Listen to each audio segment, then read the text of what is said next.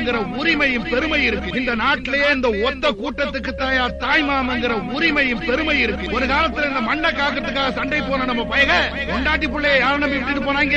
அவன் அண்ணன் நம்பி விட்டுட்டு போகல. ஏன் பெத்த அப்பனை நம்பி கூட விட்டுட்டு போகல. அவன் பிறந்த வீட்டுல அவங்க அண்ணன் நம்பி விட்டுட்டு போனான். அதே தங்கச்சிக்கு ஒரு புள்ள பிறந்தா முதச்சேனையா சீனிப்பால் தொட்டு வச்சு பசிய போக்குறவன் தாயா இந்த தாய் மாமன். தாய் மாமன் சேர தொட்டு வச்சதுக்கு அப்புறம் தான் பெத்த தாயே பால் கொடுக்கிறான்.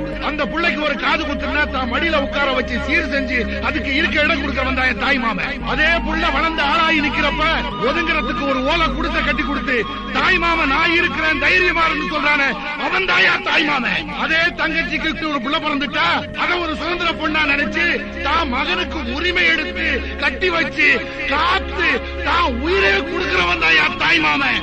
இப்படி என் தங்கச்சி வீட்டுக்கு போனதுல இருந்து புள்ள பெத்ததுல இருந்து காது குத்துறதுல இருந்து இன்னைக்கு சமைஞ்சு குத்த வச்சிருக்கிற வரைக்கும் சீர் செஞ்சு போனவன்